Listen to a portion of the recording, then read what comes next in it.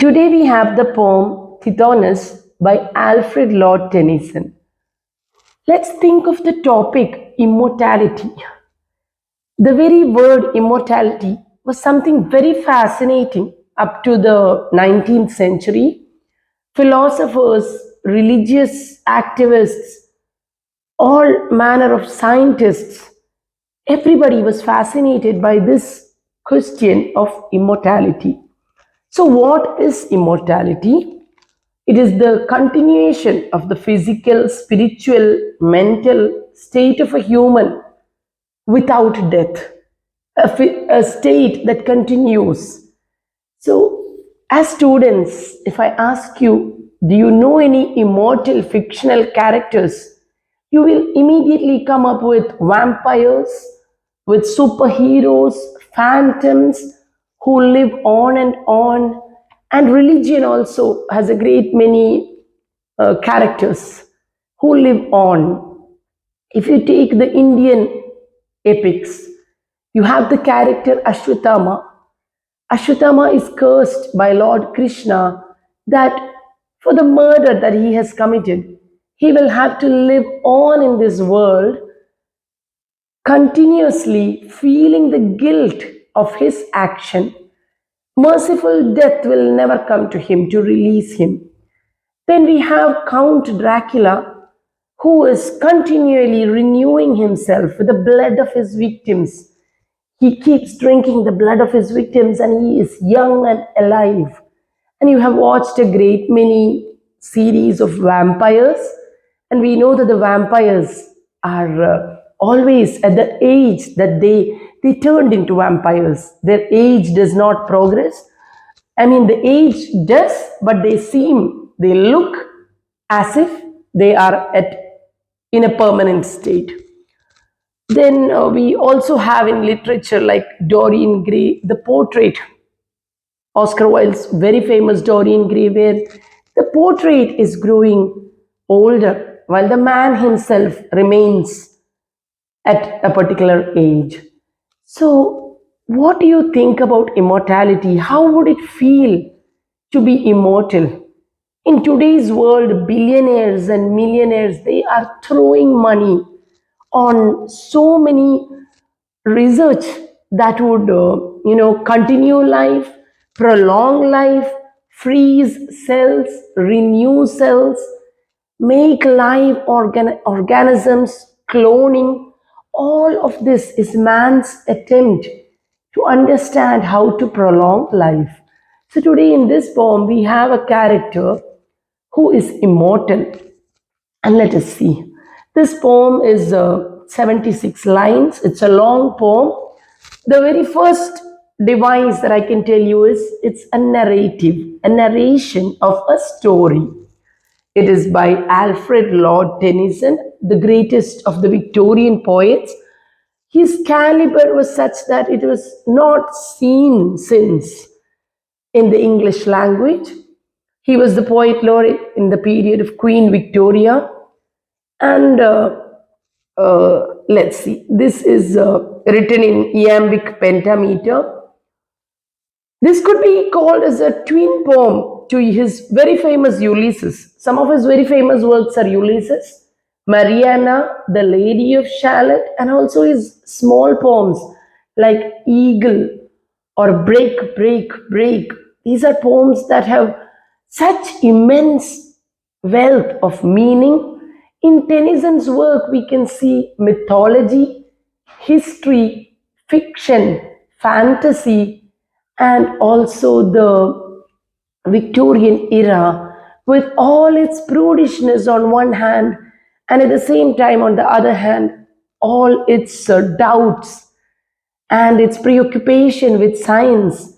We could even say that Tennyson, with these kind of works, I would call Tithonus actually something that would lead later authors to write science fiction. So let's see the poem. The woods decay and fall. The vapors weep their burden to the ground. Man comes and tills the field and lies beneath, and after many a summer dies the swan. Me, only cruel immortality consumes. I wither slowly in thine arms. Here, at the quiet limit of the world, a white haired shadow roaming like a dream, the ever silent spaces of the east, far folded mists and gleaming halls of morn. Here we know that there is a speaker, somebody is giving us a narration, and this very character who is speaking is Tithonus. So, first of all, note down is narration, that is the device here. Secondly, this is a dramatic monologue. Dramatic monologues were made very famous by Alfred Lord Tennyson, and the other person who immediately comes to your mind should be Robert Browning. So, this too is a dramatic monologue, a speech given by a person, and here, the character Tithonus, why is he lamenting? Why is he so sad? He says, there is a repetition in the very first line, repetition for emphasis. The woods decay, the woods decay. There is decay, there is death, and there is renewing of these forests. And here Tithonus says, but only for me, cruel immortality, it does not allow me to die. I am consumed and I wither slowly, but there is no end for me. To whom is he addressing this speech? So now we need to look into the myth, the mythical story in ancient Greek and Roman literature of the character Tithonus. Tithonus is the brother of the king of Troy, Priam, and Tithonus is said to have fallen in love with goddess Aurora. In the Roman language, she is known as Aurora, and in the Greek mythology literature, she is Eos. And it is said that this goddess, she is the personification of dawn. So, the very word dawn, we know that she is going to be very young, very beautiful. She is described as, having all the beauty of the early morning. She is rosy, or her visage is rosy and fresh and dewy, and she is so young. Maybe she is a young woman of 16 or 18, and this particular goddess is said to cast her eyes on the earth below, and when she sees very handsome young men, she falls in love with them, and she is said to capture them or take them away. And Tithonus too was one of her so-called lovers whom she had taken away with her. And now Tithonus is telling, I am in your great palace, silent, sad, old. Why is he so old and withered? And this is where we see that Tithonus, so in love with Aurora, or there are different versions of the myth. In one, we see that Tithonus asks her for immortality, such that he may forever live as a god in her presence. And there are other versions where Aurora herself, loving him so much, wanted him to be immortal, that this request was made to Zeus, the king of gods on the Mount Olympus, to give immortality to Tithonus. But there was one mistake. She did not say that he should be young forever. She only asked, or she only granted immortality. But there was no clause saying how old he would be. Now, the very question immortality, if I were to ask you, would you like to be immortal and remain a 20-year-old seeing this world, or would you like to be immortal at 60 or 50 or 35? I'm sure the answer will vary. Would anybody want to be an old person permanently? Somehow the very thought is horrifying. And this one clause Aurora forgot to keep when she gave the boon to her lover. And he remains in her palace. There are a great many portraits drawn by famous artists, and in all of it, you will see an old man stretching his hands out and a beautiful young woman on a chariot, and Aurora is taken on a chariot with a guiding star taking her into the sky. That is how dawn is coming. And every day she is renewed by the new dawn, the new sun that is rising. So every day she becomes more and more youthful, whereas we see that he becomes old. Now let us think of the concept of the goddess of dawn falling in love with the beautiful or handsome young man on earth. Couldn't Tennyson be talking about idealism, about the revolutionary and beautiful thoughts that usually capture the young? Aren't the young falling in love with Aurora or the so called youth of the world, the youngness, the idealism, the beauty, the new ideas, the discoveries, the inventions, and man throws himself with passion? Could it also be symbolic of that? That is something we need to think about. Alas, for this grey shadow, once a man, so glorious in his beauty, and thy choice, who madest him thy chosen, that he seemed to his great heart none other than a god. This paragraph is enjambment continuously. Every line makes us think of what is going to come after. It is a preface to a beautiful story that is coming in. So he says, this grey shadow, I have become a grey shadow. I am white haired and old, pathetic. But I too was once a handsome young man. And more than that, I was thy choice. I was your choice, O goddess. I was the handsomest among men. And you chose me and you brought me. And in your arms, I too felt like a god. And is it so often that in our young age, when we feel idealism, we feel that every one of us feels like a god, and you, a student who is reading, is a god or goddess in your heart, having the potential to make so many changes in this world. But all of us need to remember that, like Blake's innocence and his experiences, this song of innocence will always be followed by the songs of experience. No man can live forever in the songs of innocence. I felt like a god. I asked thee, give me immortality. Then didst thou grant mine, asking with a smile, like wealthy men who care not how they give. So, when I asked you for immortality, you just gave me that boon so quickly, so generously. And here we see simile. So, narration, enjambment, personification, dramatic monologue. Next, we have simile. So, like, oh, the word like is coming, like a wealthy man, like a prosperous man, giving charity with such ease. You gave that boon to me the moment I asked you for immortality.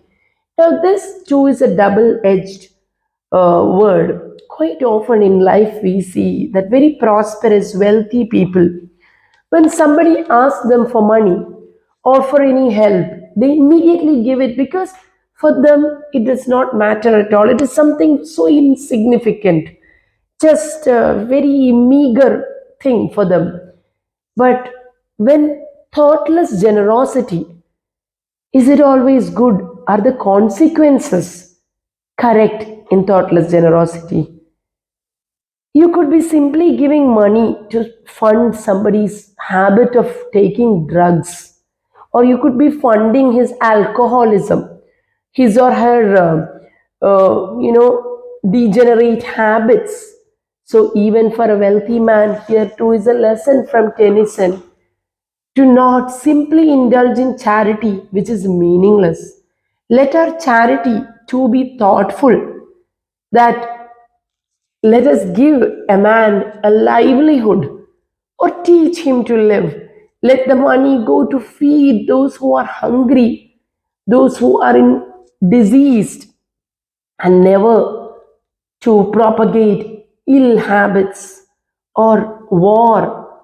Quite often, wealthy people all over the world, they throw in their money saying that we are giving money to the poorer countries, and governments and entire countries show off their generosity, and very often these very resources are not used to feed the multitude but rather to buy weapons. So here we have Aurora granting this wish of immortality to Tithonus. And he says, "But thy strong arms indignant worked their wills, and beat me down, and marred and wasted me. And though they could not end me, left me maimed, to dwell in presence of immortal youth." So the goddess of ours, that is time, that travels along with Aurora. These gods or goddesses of time, they were very angry that Tithonus got a boon that made him fit to be with the gods. Because in ancient Greek mythology, it's not that the gods are all powerful. The gods too had a lot of human frailties. But what really distinguished them from the mortals was this very word, that the gods did not die and human beings had a particular lifespan.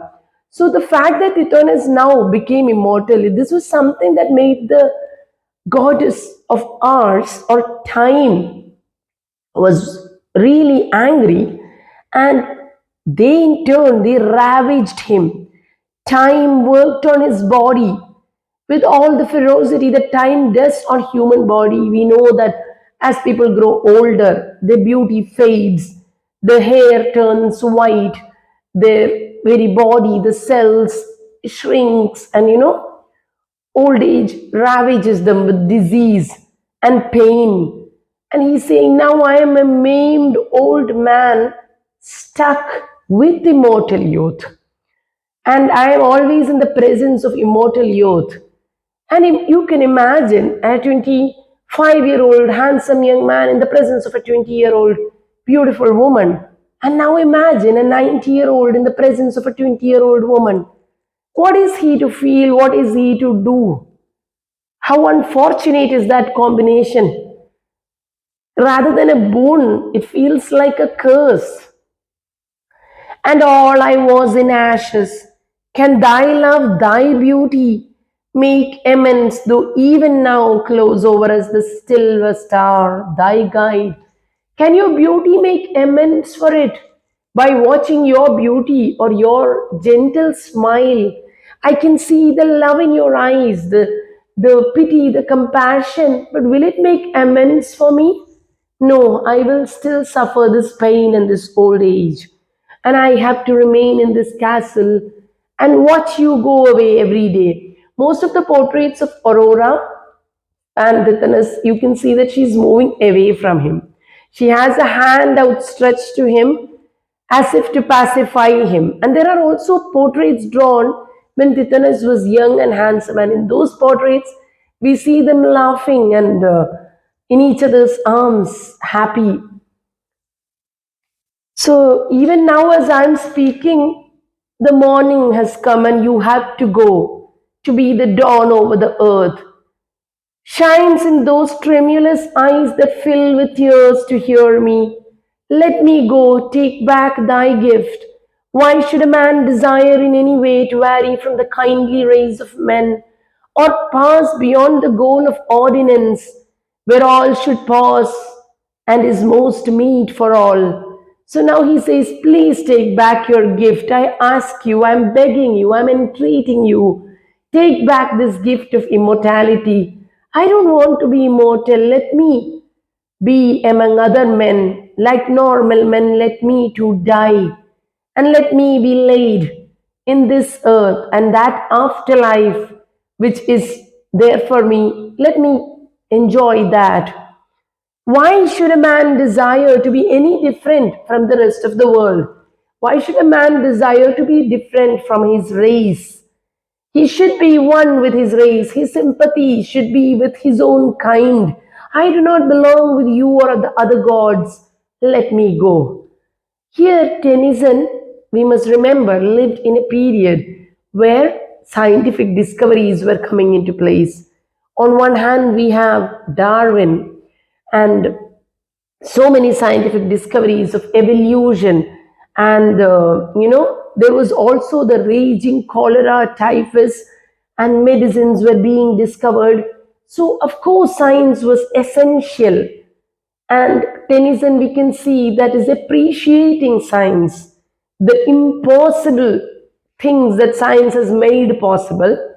At the same time, he also asks the question, must man desire something that was not preordained for him? Must one man vary from others?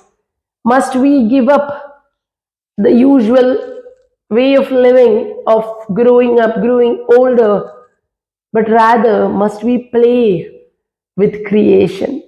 This question is also coming into being. Would we be asking for too much? More than we can chew, would we be taking a bite by playing with science? So we have seen that throughout, whether it's cloning or whether it is the discovery of any kind of new medication, always the thought is there, are we playing with nature? So, especially at that period, we know that on one hand, faith or the Christian ideology was also very strong. So, that are we taking on the role of gods? This question also came up.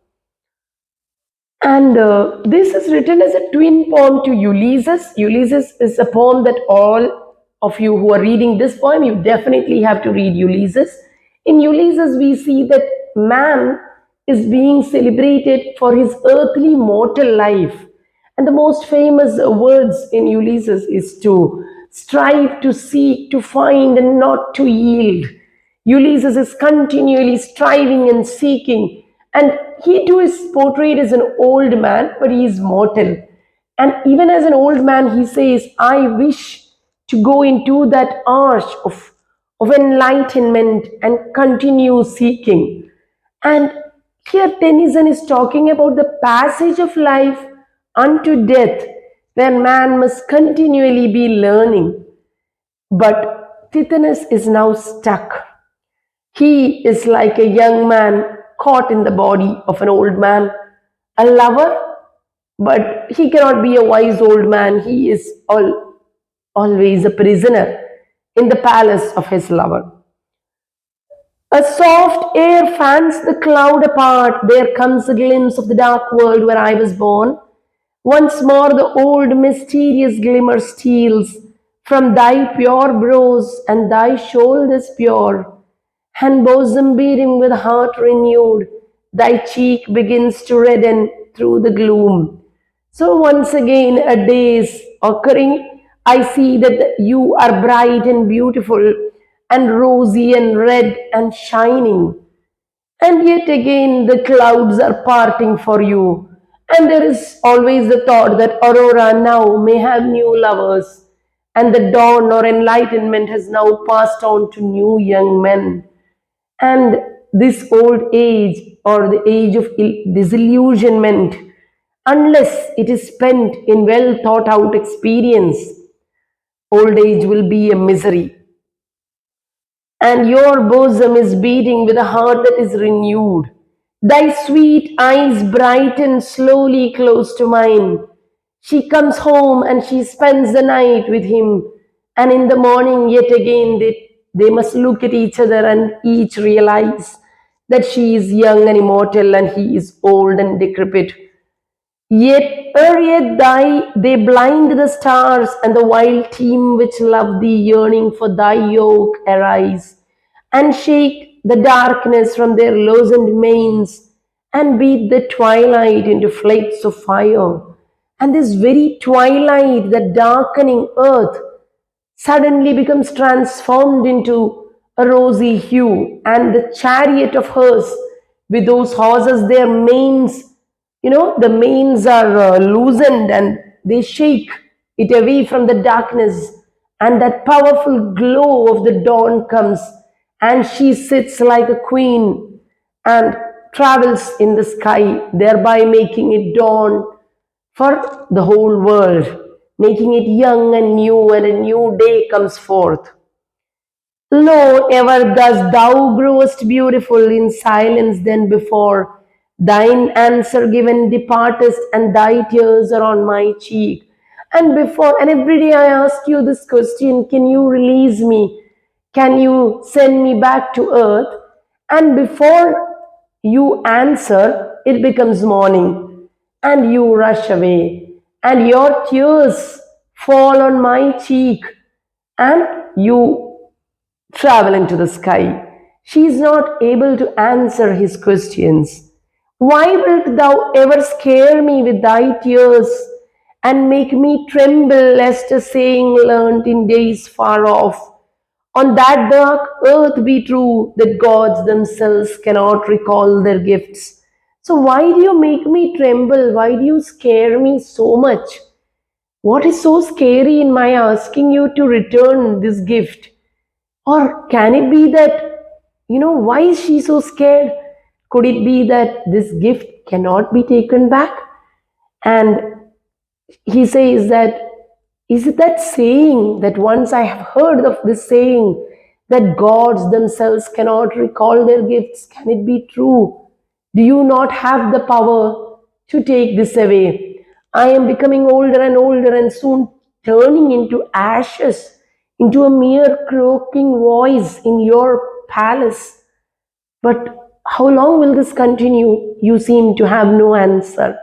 So there is the saying that one should be careful for what one prays, because quite often when that prayer is answered, the gods themselves cannot take back that prayer. There is such a saying, and maybe we have heard of people who pray for revenge.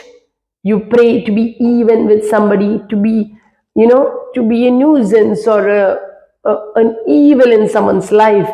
And when you see that very thing happening, you would say, oh, I wish I had not asked or dreamt of something like that.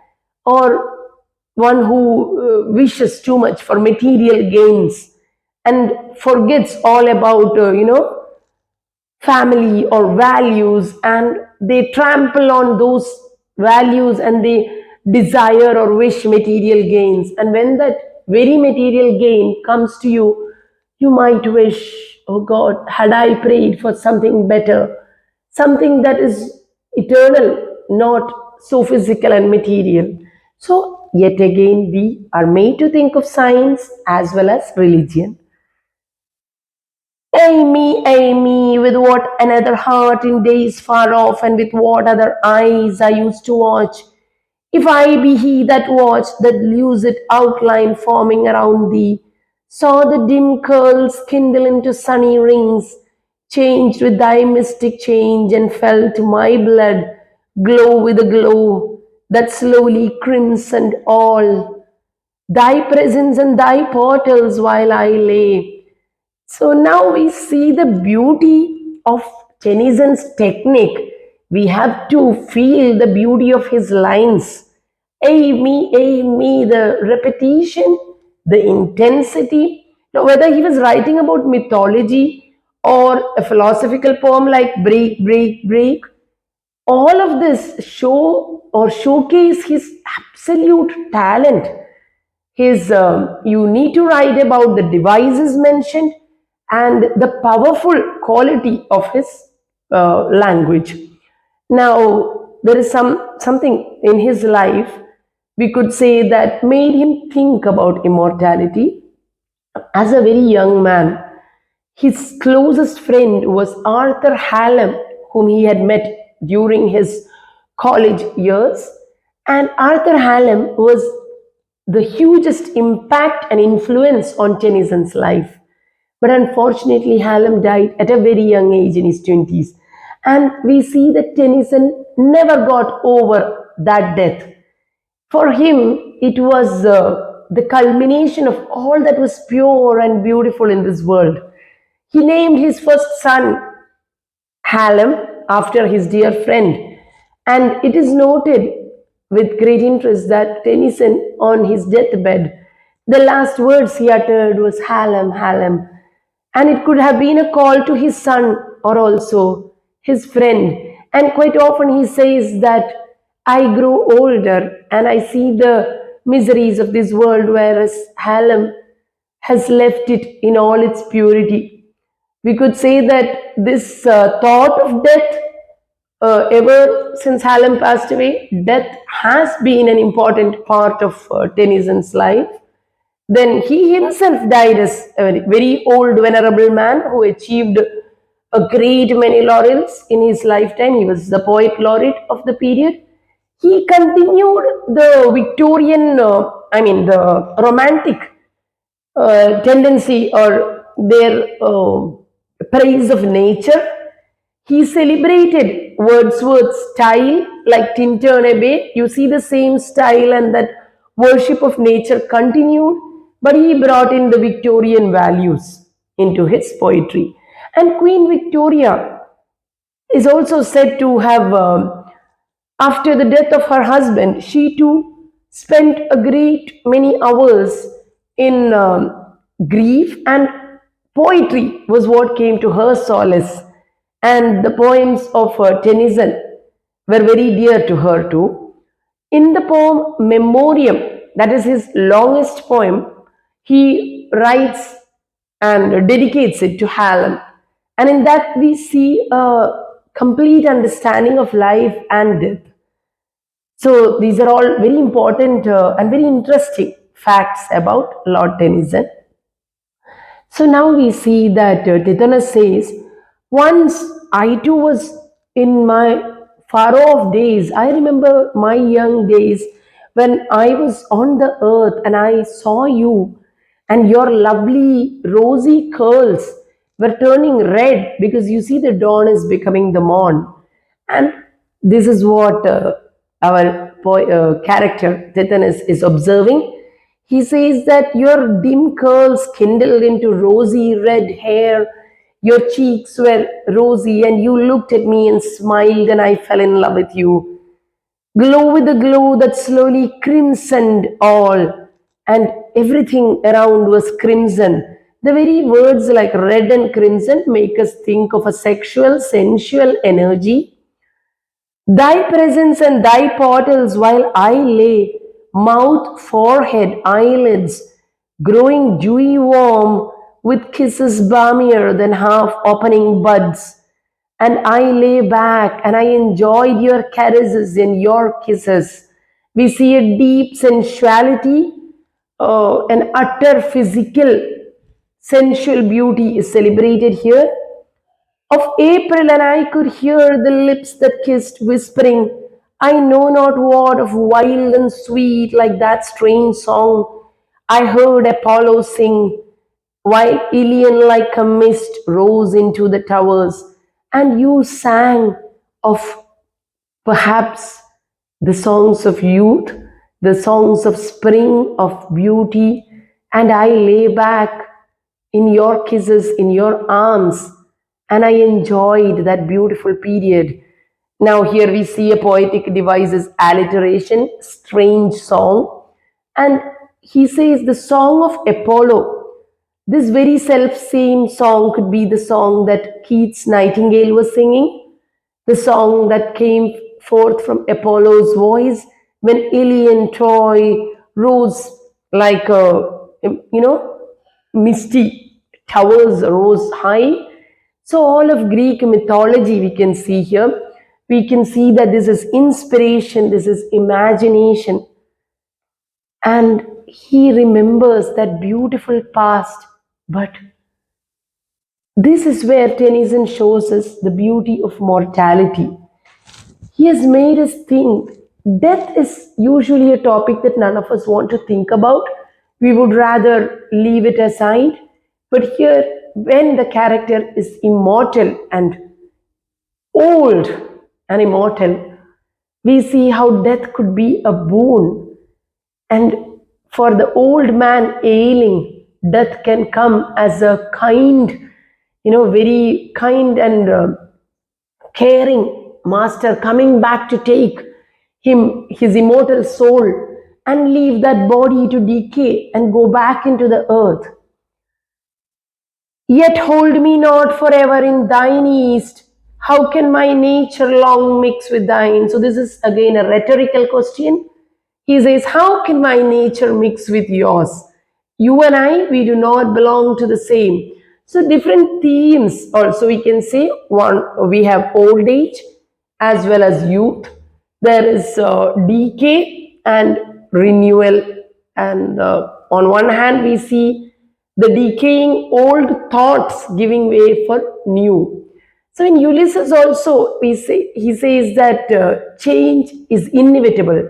Change has to come, and these old thoughts and old way of life, it has to change, giving rise to new. If we take Ulysses, the very character Ulysses was going out having adventures, conquering the seas, and we have Telemachus, his son, staying home and ruling in a very just, very proper manner that Ulysses says, oh, how tame my son is, he says. So, but change is inevitable. It has to happen. The world needs to continue. Coldly thy rosy shadows bathe me, cold are all thy lights, and cold my wrinkled feet. Upon thy glimmering thresholds, when the steam floats up from those dim fields about the homes. So I am cold, just like you are cool and dewy. I am cold and shivering. My arms, my legs are wrinkled, and upon your glimmering threshold, whereas you are glittering and increasing in youth and beauty. I see far away those fields. I see the very earth, the dark earth from where I came, floats from those dim fields about the homes of happy men that have the power to die. So now the power to die becomes something which changes, or which marks those men as far more powerful than Tithonus. And the grassy barrows of the happier dead release me and restore me to the ground. Thou seest all things, thou wilt see my grave. Thou wilt renew thy beauty morn by morn. Please let me go back to the earth, and on my rightful time, let me die and be buried among those happy men, the rest of mankind. Thou wilt renew thy beauty morn by morn. I, earth in earth, forget these empty courts, and thee returning on thy silver wheels. So when you come in the morning, you can see that mound of earth that I have become. You can witness my grave every day, and let me, as all mankind, slowly merge into the earth after enjoying or seeing all that the earth has to offer. Let me go back into the earth. Like Thomas Hardy says, that each thing in our life, each little petal of grief in our life is slowly making us ready for our next life, slowly making us ready to say farewell to this earth. And Tennyson, when Hallam died, that was the first death that touched his young innocent life. And from then on, we see that slowly he turns into songs of experience. And his young age too is defined that Lord Tennyson is said to have spent the first 40 years of his life as a very carefree, fun-loving young man, and after the age of 40, he slowly became a lord, a baron of extreme importance and seriousness and gravity, and he gave a great many poems and works to English literature that are remembered for all time. Thank you.